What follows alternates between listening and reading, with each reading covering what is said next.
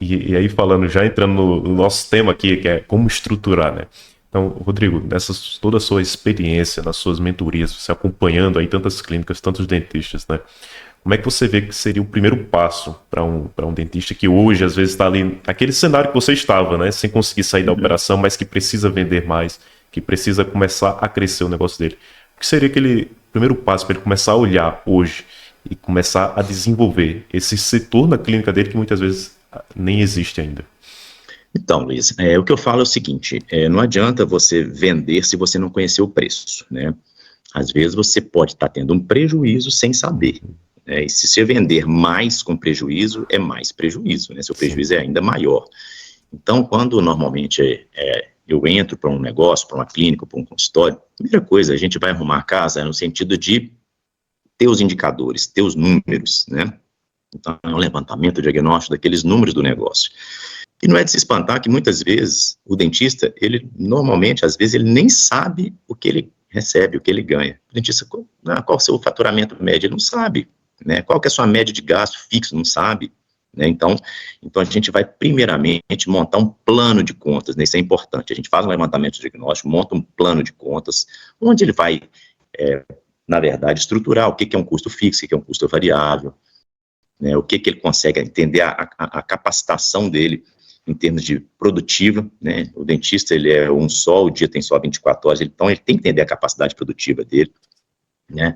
E aí, depois que a gente estrutura isso, né, arruma a precificação, você começa a perceber quais são os procedimentos mais lucrativos, talvez ali para você focar nos procedimentos mais lucrativos, você começa a diferenciar, né?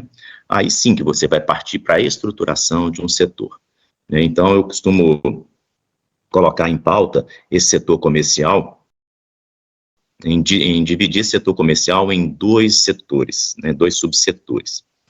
Eu falo que o setor comercial, ele tem o setor comercial 1 e comercial 2, né, isso aí não é invenção minha, é através de uma mentoria, né, que eu fiz, e eu respeito muito esse mentor. Ele não é dentista, mas é um rapaz, é um cara que entende muito de venda no Brasil, e ele estrutura, ele ensina justamente a estruturar isso, comercial 1, comercial 2. Então, o que é o comercial 1? Comercial 1 é o comercial que vai cuidar do cliente de primeira compra. Aquele cliente que nunca comprou de você, é a primeira vez que ele está te conhecendo, né? São tratativas diferentes que você tem que ter com esse cliente.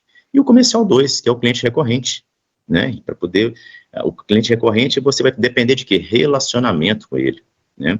E o relacionamento que eu falo, né? Às vezes eu falo, o que você faz com esse cliente? Não é você simplesmente, o cliente terminou o tratamento, daqui 6 meses você ligar para ele e falar, está na hora do seu retorno. Isso aí não é relacionamento, né? Aliás, muitas vezes, quando o dentista faz isso, ou a secretária dele faz, a pessoa não está lembrando daquela consulta depois de 6 meses. Ele fala, nossa, pelo amor de Deus, eu não estava lembrando, desculpa, preciso reagendar, mas pode deixar que depois eu ligo. Pode deixar que depois eu ligo para agendar. A secretária ou o dentista nunca mais vai lembrar disso. Se não tiver um processo, uma estruturação de scripts que a secretária tem que fazer, processos, né, software para poder ajudar nessa situação, ele não consegue fazer isso, né? Então, na hora que a gente estrutura isso, comercial 1, comercial 2 são setores diferentes, você começa a depois fazer a integração desses setores. Aí, às vezes, o dentista até me questiona, mas, Rodrigo, eu não tenho braço para isso, eu não tenho mão de obra. Não tem problema, se você tem uma secretária, ela vai fazer os dois papéis, o do 1 e o do 2. São papéis distintos, mas vai ser desenvolvido pela mesma pessoa. A partir do momento que você perceber que já não está dando conta, ela está sobrecarregada, você vai contratar uma nova funcionária e vai fazer essa divisão, e por aí vai, né? Depois você estrutura o setor de marketing, vai sim, vai. O que eu falo é o seguinte, o negócio, ele tem que estar interligado, né? É o marketing, o comercial, o operacional e o estratégico. Um tem que estar conversando com o outro, né? Então, quando a gente fala, o marketing é o quê? O marketing, ele entrega, né? O marketing entrega. O comercial faz o quê? A venda. O operacional faz a entrega dessa venda, né? O estratégico vai fazer toda essa parte dessa dinâmica disso ser integralizado. Então, é mais ou menos por aí, sabe? É justamente nessa situação que eu entro com o dentista para poder a gente setorizar isso, ele entender. Uma pessoa só pode fazer os 4? Sim, sem problema algum. Depois ele vai sentir a necessidade, né? Assim foi comigo. Eu comecei a trabalhar, eu não tinha secretária. Depois passei a ter uma, né? Hoje eu tenho uma equipe. Mas isso funciona de uma certa forma que quando você sente a demanda, que você vai implementando, né? A pessoa não precisa nascer com braços para tudo, não. É depois da demanda que ela vai se implementando as pessoas para poder ocupar o cargo, né? Muito importante, Rodrigo, é esse entendimento da estruturação, né, começando pela parte teórica, ele entendeu os setores e o que cada um faz, né, e depois parte para a estruturação dos processos, mas mesmo que o dentista seja sozinho, já é importante ele ter esse entendimento e já agir em cima desse processo. Porque o que muito acontece é que ele só para se preocupar com isso depois que a clínica já está ali no caos, digamos assim, né? Tá Sim, chegando cliente, ele não sabe acompanhar, não tá sabendo fazer esse relacionamento, né? Aí ele vai começar a procurar, não, depois quando eu tiver mais gente, eu começo a querer estruturar setores e processos. Mas não, pelo contrário, né? Ele tem que começar com ele. Ele sim, precisa viver esse processo já antes de ter a equipe. Para quando a sim, equipe chegar, já tá rodando, né, aquilo ali. isso mesmo. É isso, e assim, como é que a gente faz isso, né? De que forma? A gente estrutura processo, a gente estrutura o processo, né? Toda empresa, ela vive em função da jornada de compra do cliente, seja uma padaria, seja uma loja de vestuário, seja um supermercado, uma clínica odontológica, ela vive em função da jornada de compra.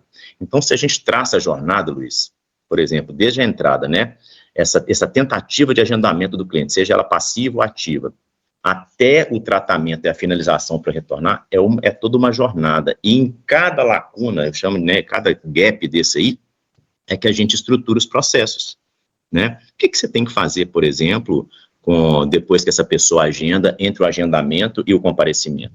Poxa, tem N coisas para você fazer. Essa pessoa, ela comparece, ela compra de você. Entre o período de compra até ela iniciar o tratamento, isso às vezes tem esse gap. O que você deve fazer? Né? Depois que ela inicia, durante o processo, ela está tratando com você ali, né?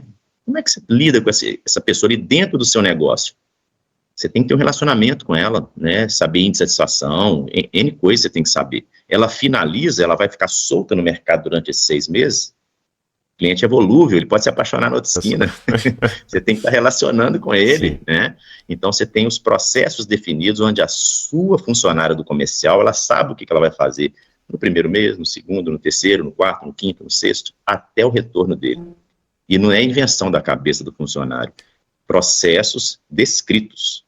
O que ela tem que fazer? Scripts prontos para poder mandar mensagem, onde ela copia e cola ali, os scripts mudando o nome do paciente, mas coisas que dão certo. Eu falo com minhas funcionárias, né? Às vezes ela tem vontade de mudar o script. Eu não sou contra isso, mas é o que eu falo, assim, antes da gente mudar, a gente testa. Depois que testou, deu certo, a gente otimiza e aí a gente pode mudar. Mas se não provar que aquele script que está ali é melhor do que esse, eu não mudo.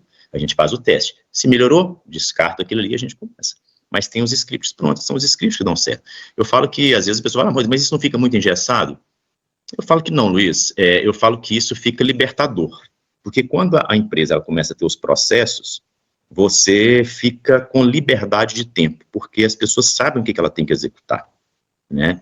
Elas sabem, eu falo assim, às vezes não é trabalhar na clínica, é trabalhar pela clínica, né? Uma parte do dia eu trabalho no meu escritório aqui de casa, né? Eu estou aqui em casa nesse momento. Então eu trabalho pela empresa. Eu trabalhando, as meninas, elas sabem que eu estou aqui trabalhando, né? A gente tem uma comunicação como se eu estivesse no meu escritório lá dentro do negócio, né? Então isso não muda pra gente, tá? Então é isso que eu falo, né? O processo, ele é libertador, ele traz liberdade. E a gente pode fazer essa gestão, seja ela de onde for, né? Mais ou menos por aí. Perfeito. Rodrigo, uma coisa que eu achei também muito bacana que você compartilhou foi de quando você voltou lá daquele curso, né, do Empretec, você já teve um resultado ali, o dobro do que você esperava de meta, né? Uhum. E falando sobre isso, é uma dúvida muito, muito corriqueira que pode ser para o gestor ali, né? Como é que em que momento e como definir, né, uma meta, algo assim que seja factível para ele e ao mesmo tempo desafiadora, né? Como é que você enxerga isso? Então, eu costumo falar que a meta, ela tem que ter uma partezinha da minha mentoria que eu gosto muito de trabalhar com a questão da meta, sabe? Eu falo que a meta, ela tem que ter a terminologia SMART, né? Do inglês esperto, inteligente, né? A meta, ela tem que ser SMART, né? E esse SMART, o que a gente... É um acrônimo, a gente pode falar que ela tem... O S é de específico, né? Tem um Ezinho na frente, que eu deixo ela minúsculo, mas ela tem que ser uma meta específica. Quanto mais você especificar o que você quer, mais você vai saber onde chegar, né? Essa meta, o M, ela tem que ser mensurável, Luiz. Assim, a gente não consegue traçar uma meta se ela não for mensurável para você medir. A gente não consegue analisar se uma coisa deu certo, se não seja através dos números. Não tem jeito, né? Então, ela tem que ser mensurável, né? A meta, ela tem que ser o ar de alcançável. Quando você falou assim, que ela tem que ser desafiadora, sim, mas ela tem que ser alcançável, porque se ela não for alcançável, na metade do caminho você desanima, cara. É um negócio impressionante. Mas, ao mesmo tempo que ela tem que ser alcançável, o R vem traçar o R de relevante, ela tem que ser desafiadora. Não adianta eu falar assim, olha, eu vou fazer todos os dias, eu vou fazer uma venda. Poxa, cara, isso não é relevante, né? Uma por dia, talvez, para muitos pode até ser, mas se não for relevante para você, não faça isso. Coloca uma coisa que te dê um certo desafio, aquele friozinho na espinha gostoso, na hora que você conquista, você fala, ufa, consegui. E o T, que é o final aí do SMART, ela tem que ser temporal. Você tem que colocar ela no tempo. Se você não coloca ela no tempo, com data e hora marcada, cara, o seu subconsciente, ele não entende isso. Você vai fazer, eu vejo as pessoas falando muito assim, eu vou, a partir do mês que vem, eu vou fazer tal coisa assim, assim, assado. Cara, o nosso subconsciente, que é uma outra linha minha de formação, né, eu sou formado em programação neurolinguística, e não é, eu até brinco, eu falo, não é aqueles cursinhos de finais de semana, não. Foi um curso, eu sou Master Practitioner, eu fiz um curso de 1 ano, um curso extenso de programação neurolinguística, um negócio muito bacana. E a gente aprende que o nosso subconsciente, ele não sabe analisar isso. Quando você fala assim, olha, a partir de semana que vem, eu vou entrar na academia. Cara, seu subconsciente, ele não conforta com isso. A gente tem que traçar a meta com data e hora marcada para poder essa coisa funcionar. Isso é importante, sabe?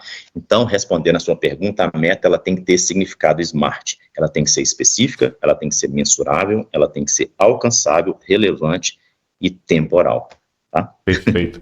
Acredito que foi a melhor explicação que a gente poderia ter, né? Eu conheço também o termo do SMART e basicamente aquilo ali não tem como fugir disso. Se você busca ter algo que funciona, né, o termo SMART, ele resolve, esse acrônimo ele resolve muito bem, ele dá uma direção muito clara para o gestor ali do que ele deve seguir. E eu gostei muito, Rodrigo, você compartilhou aqui essa sua formação, né, na parte da neurolinguística. E assim, é importante para o gestor ele ter esse cuidado com a parte da mente dele, com a mentalidade. Né, porque em certos momentos, como você compartilhou na sua história, e eu sempre estou voltando à sua história, porque sempre tem exemplo para tudo que a gente está comentando aqui. Você falou que pensou ali em desistir, né?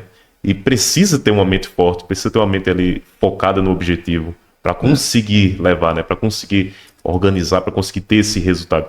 Gostaria que você compartilhasse um pouco mais sobre essa parte, que acabou a gente até tá interligado com o assunto do comercial, eu acho, acredito muito. Né? Mas é um ponto que nem sempre o pessoal olha, nem sempre o gestor ele se preocupa. Ele está ali olhando muito para a clínica, para os resultados, para os números, mas ele tem que olhar para si também, porque se ele não está funcionando, a gestão não funciona. Aliás, assim, foi basicamente em cima disso que eu comecei a trabalhar e buscar essa estruturação da mente, sabe, para poder lidar com pessoas, lidar com a equipe, lidar com os funcionários, lidar com os dentistas. Cada um tem seus anseios. E numa equipe, eu falo que a empresa ela é feita de pessoas e processos, né? Pessoas, às vezes, né, a gente escuta muito aquele jargão, aquela crença, mexer com gente é difícil demais. Pois, ô Luiz, eu te falo de todo coração que eu adoro mexer com gente, cara. Isso. Adoro mexer com gente porque as pessoas, elas são, elas são encantadoras se você passa a conhecer essas pessoas a fundo. E quando eu falo conhecer, ela passa pelos mecanismos também de como funcionam os seres, né? Então, nessa minha formação em programação linguística, eu fui entender muito de gente, né? Entender como é que as pessoas funcionam, entender como é que nossa subconsciência funciona, né? Para poder extrair o melhor de cada um. Hoje, por exemplo, eu tenho uma formação em análise comportamental também, né? E assim, eu sou analista comportamental, né? Eu faço esses testes, né? Eu tenho um software que a gente faz esses testes com toda a equipe, né, de funcionários lá para poder entender o comportamento de cada um. A gente é dividido no universo de acordo com a teoria, né, de William Moulton Marston, um psicólogo norte-americano. Não sei se você já ouviu falar da teoria DISC, né? A teoria diz que e o mundo ele é muito inteligente, o mundo é muito sábio, ele divide a gente em 4 tipos de pessoas no mundo, né? E na proporção ali mais ou menos de 25% para cada, né? Então essa teoria DISC, né, que é o acrônimo DISC, é dominante, influente, estável e conforme. Então, até para isso, eu utilizo do perfil comportamental para colocar as pessoas certas no lugar certo. Né? Então, por exemplo, o perfil dominante, ele é um perfil muito que gosta de desafios. São pessoas que não aceitam muito não, ele gosta de desafio, ele não quer perder. Então, na hora que eu vou, por exemplo, colocar uma pessoa no comercial 1, que é uma pessoa que vai escutar muito não, né, porque o comercial é aquele que cuida do cliente de primeira compra. O cliente de primeira compra, normalmente, às vezes é através do lead, através do anúncio que você faz, né, ele vai escutar muito não, e se ele não for uma pessoa que se desafia todo dia, cara, ele desiste. Né? Então, esse comercial meu, ele é dominante. O meu comercial 2, como é uma pessoa de relacionamento, eu gosto de uma pessoa com uma influência legal, com estabilidade para poder escutar. Então, eu começo a colocar as pessoas certas no lugar certo, né? Não adianta eu colocar o goleiro no ataque e o atacante no gol, porque vai dar ruim qualquer hora. Então, essa parte de lidar com as pessoas foi o começo, sim, do meu negócio, onde eu procurei me entender um pouquinho mais para poder lidar com a equipe, e depois foi dando asas a várias coisas, né? A questão da venda está um pouquinho no sangue, porque meu pai foi um grande vendedor, meu pai foi um representante comercial e me ensinou muita coisa na parte de venda, né? E venda, eu falo que a venda não é as pessoas falam que venda é uma arte. Não, venda não é arte, não. Venda é uma ciência. Venda é uma ciência e ela é passível de ser estudada. Às vezes a pessoa fala, Rodrigo, mas eu não sei vender. Vai sentar e estudar e aprender a vender. Você não aprendeu a fazer uma extração de dente? Você sabia fazer uma extração de dente? Não sabia. Você foi lá na faculdade, estudou como é que faz, foi para a prática, fez 1, 2, 10, hoje você sabe fazer extração. A venda é a mesma coisa. Você tem que estudar a venda e ir para a prática, botar em prática, você vai errar primeiro, segundo, depois de 10, 15, 20, você vai estar mais habilitado a fazer aquela venda. Porque quando a gente fala de venda, eu falo de uma estruturação de um processo, né, de como que você faz essa venda. A gente tem as técnicas que a gente utiliza para poder você estruturar desde a hora que você recebe o paciente até a hora que você vai fazer realmente a venda para ele. Você tem uma série de coisas que você vai desenvolver ali, né? Então, é importante a gente entender de pessoas para poder a gente estruturar isso. E quando eu falo de perfil comportamental, né, eu até busquei isso muito no mercado, acabou que eu não encontrei, porque eu desenvolvi essa técnica de venda na odontologia baseada em perfil comportamental. Que legal. Né? Como é que você age com o dominante? Como é que você age com o influente? Como é que você age com o estável? Porque cada um de nós tem predominância em um perfil. Uhum. E você, Luiz, dentro do seu perfil, você vai saber lidar muito bem com as pessoas com um perfil parecido com o seu, ou seja, 25%. Mas você mesmo dentro do seu perfil, você não vai ser efetivo 100% dentro daqueles 25%. Os outros 75%, você vai ser um pouquinho menos efetivo. Então, quando você entende pessoas e se flexibiliza para conversar com quatro perfis, automaticamente você tem um índice de acerto maior com esses perfis na venda, né? Faz sentido para você? Com certeza. Inclusive, muito interessante e até parece combinado, porque fizemos o DISC, aplicamos aqui na empresa essa semana passada. Eu vi que o controle odonto trabalha bacana com o DISC, né? Sim. E você coloca ali, é muito interessante isso. Eu fiz toda essa formação, né, dentro da Febracis, de analista comportamental e tal, então isso é muito importante. Parece que vocês entraram com essa questão do DISC, se eu não me engano, acho que foi o ano passado ou no finalzinho de 22, uma coisa assim, né? Eu falei, pô, fiquei feliz. É uma visão nossa aqui, inclusive, porque o nosso senhor ele também tem essa formação, né, em cima do DISC, né? E aí ele trouxe para nós aqui como empresa, né, aplicativo.net, que é desenvolvedora do controle odonto, controle médico, e a gente levou isso para dentro do sistema, porque entendemos essa necessidade, né? E é muito interessante compartilhar isso, porque às vezes o gestor está com um problema em no atendimento dele, seja no comercial, seja ali no acompanhamento do cliente, e muitas vezes pode ser o perfil da pessoa que está ali não está sendo bem utilizado. Ela seria um ótimo comercial e está ali, às vezes, ali preenchendo planilha, né? E isso, para um dominante, talvez, ali é terrível. Eu digo isso porque eu também conheço um pouco e eu sei, assim, tem pessoas que se dão muito bem com certos pontos, né, e não se dão com outros. Então, muitas vezes é apenas um ajuste na equipe, né, o gestor ele consegue extrair esse resultado que falta, às vezes, para o crescimento da clínica dele, né. Mais uma vez, gostaria de agradecer a você, né, em nome do aplicativo.net, aqui, Controle Odonto, Controle Médico, pela sua participação, por compartilhar tanto conhecimento. E esse nosso bate-papo foi o primeiro de muitos. Espero ter você aqui de forma recorrente. A gente pode entrar muito mais a fundo em cada tema, né? Foi interessante que cada tópico desse que a gente falou hoje sobre a parte do comercial daria uma live só disso, né? Daria, certamente. Certamente. E eu gostaria já estar, né, convidado aqui para outros bate-papos, que foi muito enriquecedor, foi maravilhoso. E eu tenho certeza, né, que o pessoal aí de casa que está acompanhando, ou o pessoal que está aí na clínica, né, assistindo, com certeza adorou esse conhecimento. Eu que agradeço a oportunidade e desde já me coloco à disposição, no sentido de compartilhar esse conhecimento.